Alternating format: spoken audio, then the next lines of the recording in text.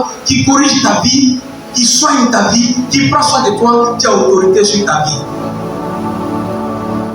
L'ancien père est exclu d'exercer toutes choses sur ta vie. Il ne peut même plus t'approcher. Ça l'adoption. Donc quand Paul était arrêté devant les gens, il leur disait que Jésus les aime. Et que le plan de Dieu, c'est que tous ceux qui vont prendre, ils seront désormais ses fils adoptifs.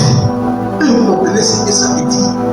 Le Dieu créateur des merveilles, celui qui est capable de donner toute richesse et qui peut rendre fort, ce Dieu qui vient en aide aux veuves comme tu as fait, ce Dieu qui peut créer et amener à l'existence des choses qui existent et qui n'existent pas, ce Dieu qui est fort dans le combat, va devenir désormais pas seulement un Dieu qui t'adresse à moi, mais va devenir leur Père. Et ils seront au domicile de leur Père.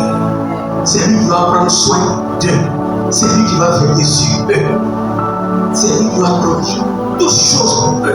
C'est pour ça que quand tu es désormais en Christ, ta vie ancienne est passée. Toutes choses deviennent maintenant en Christ nouvelles.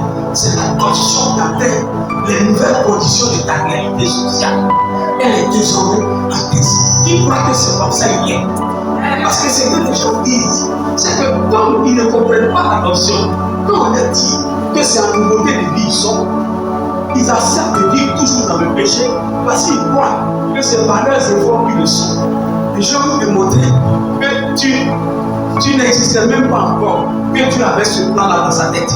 C'est-à-dire que tu n'es pas venu sur la terre quand Dieu t'appelle au rendez-vous de sa vie et que tu as accepté Jésus.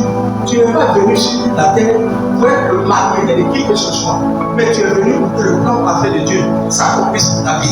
C'est quand tu comprends l'adoption que tu peux t'asseoir 10 000 fois merci papa.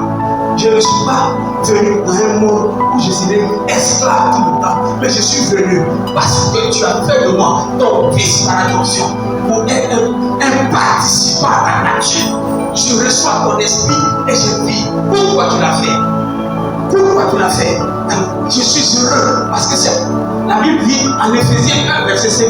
Il dit, il nous a prédestinés dans son amour. C'est parce qu'il a fait l'adoption qu'il va te prédestiner. Il t'a élu. D'abord, il va te choisir parce qu'il avait dans sa tête le plan de l'adoption. Il t'a choisi. Et ensuite, il va mettre un plan déterminé pour ta vie. Vous n'êtes pas déterminé.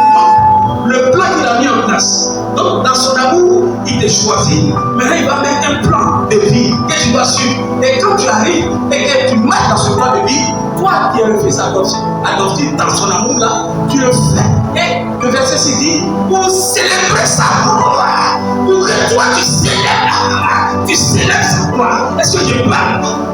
Est-ce que les chrétiens comprennent ça? Est-ce que le chrétien